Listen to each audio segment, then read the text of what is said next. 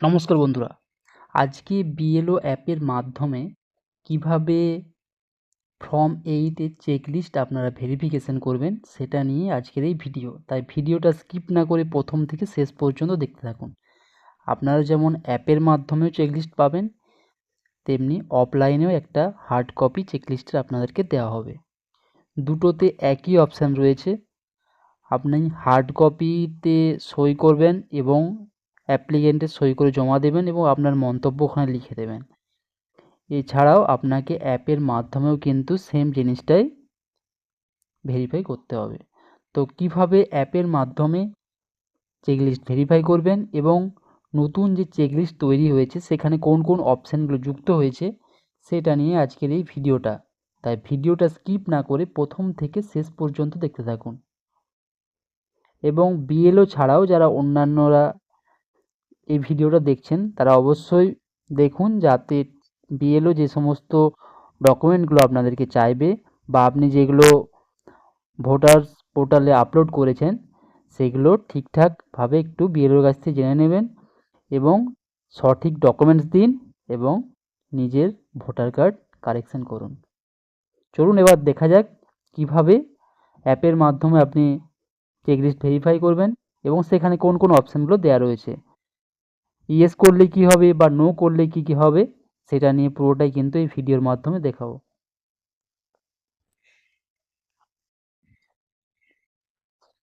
অ্যাপের যেখানে চেকলিস্ট দেওয়া রয়েছে সেই চেকলিস্টে আপনি চলে যাবেন এবং ফর্ম 8 গুলো তো আপনাদেরকে অ্যাসাইন করা হয়।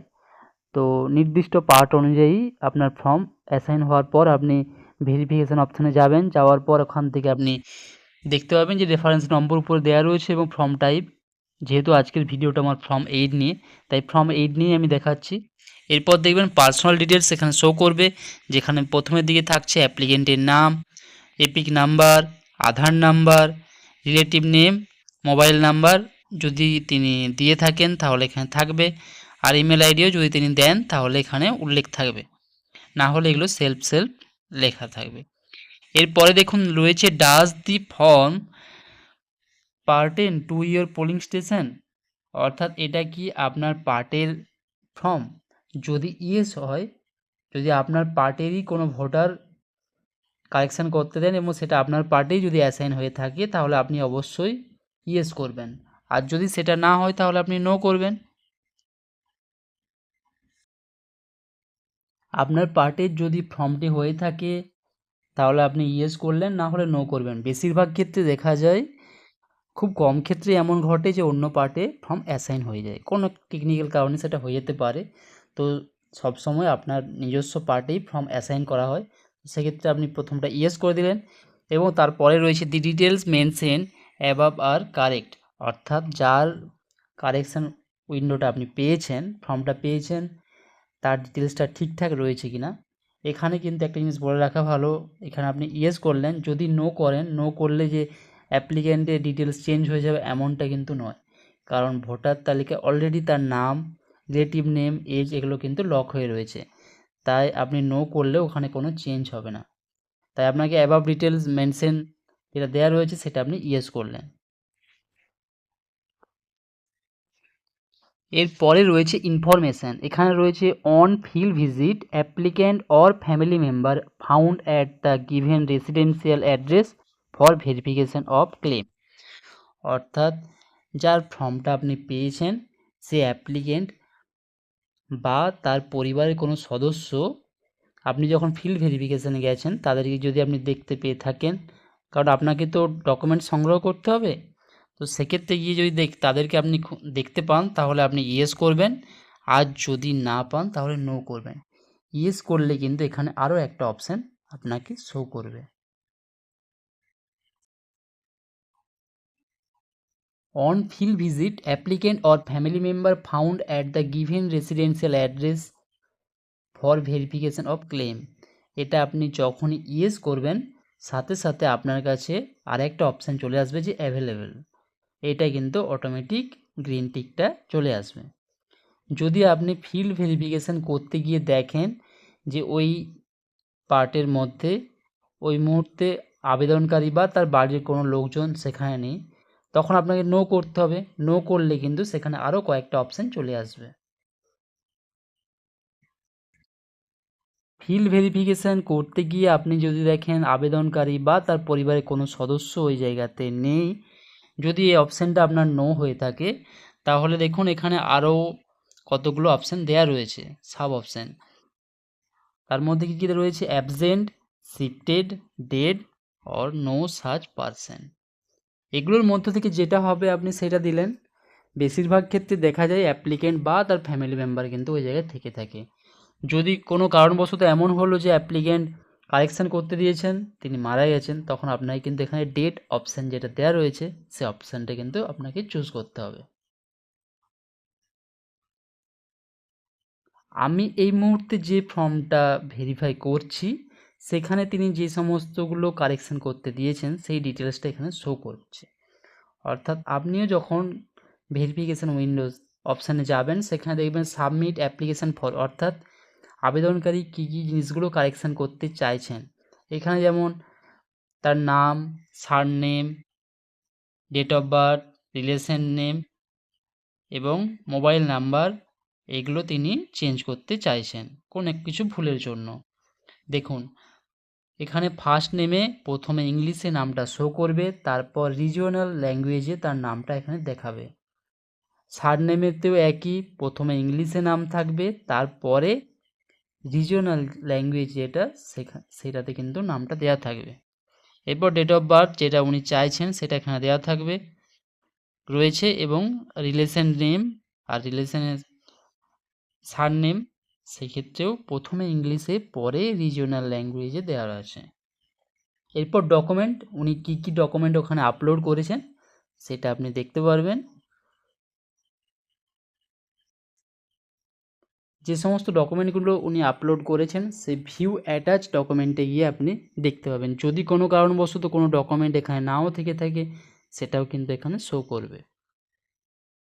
এবং যেইগুলো আবেদনকারী চেঞ্জ করতে চাইছেন তার সাপোর্টিং ডকুমেন্টস যেগুলো ঠিকঠাক, সেইগুলো যদি আবেদনকারী পোর্টালে আপলোড করে থাকে ভালো, যদি আপলোড না করে থাকে তাহলে অবশ্যই আপনি তার কাছ থেকে সঠিক ডকুমেন্টস নিয়ে নেবেন।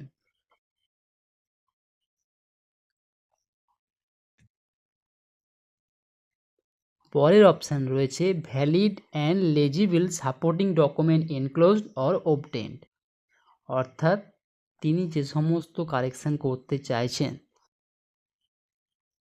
সেটার জন্য যে সমস্ত সাপোর্টিং ডকুমেন্টসের প্রয়োজন রয়েছে সেটা হয় তিনি দিচ্ছেন আপনাকে বা আপনি তার কাছ থেকে নিচ্ছেন, সেটা পোর্টালে ঠিকঠাক আপলোড রয়েছে বা থাকুক বা না থাকুক, আপনি ধরুন কেউ ডেট অফ বার্থ চেঞ্জ করতে চাইছে, সেক্ষেত্রে সবসময় প্রেফার করা হয় তার বার্থ সার্টিফিকেট বা এডুকেশনাল সার্টিফিকেট যেখানে তার ডেট অফ বার্থটা উল্লেখ করা আছে, বিশেষ করে মাধ্যমিকের সার্টিফিকেট বা অ্যাডমিট কার্ড এইগুলোতে।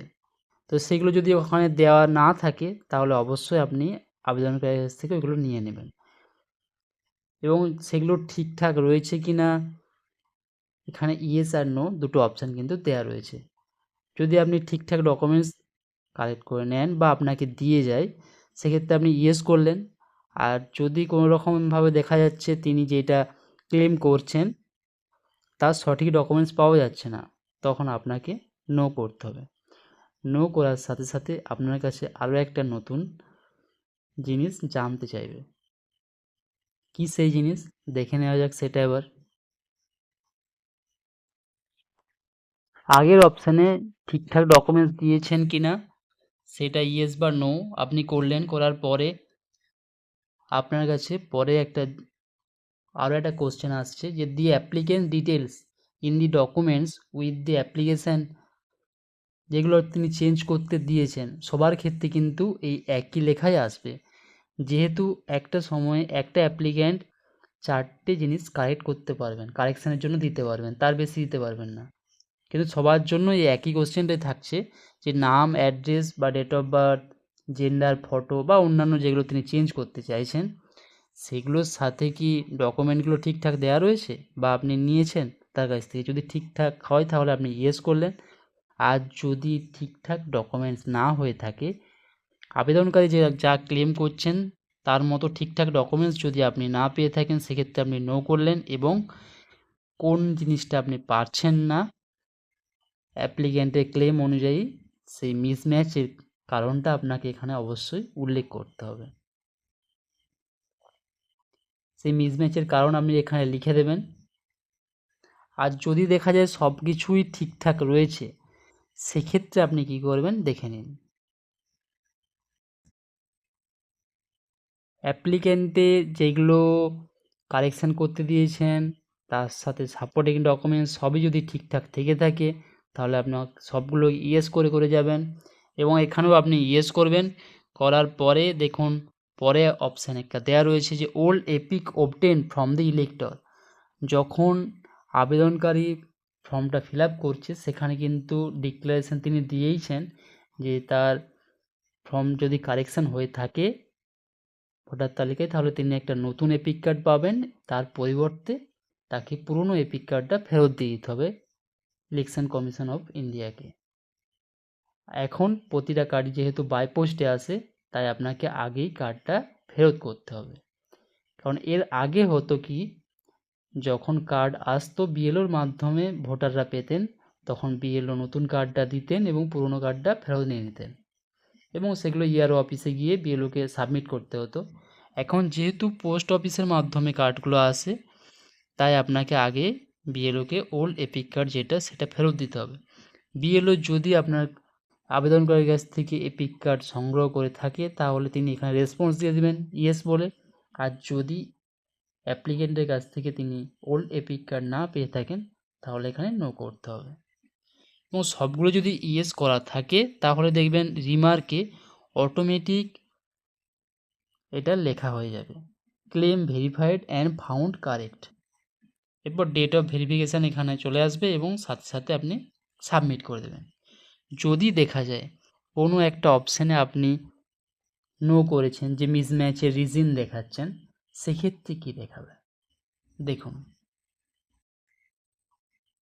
অ্যাপ্লিক্যান্ট যে সমস্ত জিনিসগুলো কারেক্ট করতে চাইছেন, তার সাথে যদি ডকুমেন্টের মিসম্যাচ হয়ে থাকে, সেই মিসম্যাচের রিজন আপনাকে লিখতে হবে, এবং রিমার্কে দেখুন অটোমেটিক লেখা হয়ে যাচ্ছে claim verified and not found correct. এবং এখানে আপনাকে আরও একটা কমেন্ট করতে হবে, যেটা এনি আদার রিমার্ক বলে দেওয়া রয়েছে, সেটা এখানে আপনাকে লিখতে হবে। চেষ্টা করুন যাতে আবেদনকারী যে সমস্ত তথ্যগুলো সংশোধন করতে চাইছেন, সেই অনুযায়ী সাপোর্টিং ডকুমেন্টস ঠিকঠাকভাবে সংগ্রহ করতে। তাহলে আপনাকে কোনোটাই এক্সট্রা কিছু আর লিখতে হবে না। এনি আদার রিমার্কে বা মিসম্যাচ রিজন, ওগুলো সব লেখা প্রয়োজন পড়বে না যদি ঠিকঠাক ডকুমেন্টস অ্যাপ্লিক্যান্ট আপনাকে দিয়ে থাকে, বা আপনি চেষ্টা করুন সঠিক তথ্য সাথে সঠিক ডকুমেন্টস নেওয়ার। Thank you. যদি কারোর কোনো রকম কোনো কোয়ারি থেকে থাকে, তাহলে অবশ্যই কমেন্ট বক্সে কমেন্ট করুন। চেষ্টা করব প্রত্যেকের উত্তর দিয়ে দেওয়ার, এবং পরবর্তী ভিডিওগুলোতেও অন্যান্য ফর্ম 6 নিয়ে অনেকের অনেক কোয়ারি রয়েছে। পরবর্তী ভিডিওতে ফর্ম 6-এর ডকুমেন্ট নিয়ে আলোচনা করব। Thank you. সকলে ভালো থাকুন। বিএলওদেরকেও সহযোগিতা করুন। আপনারাও ঠিকঠাকভাবে দেখে নিন নিজেদের কার্ডের কোথাও কোনো সমস্যা রয়েছে কি না, সেটার জন্য ফর্ম ফিল আপ করুন ফর্ম 8। Thank you.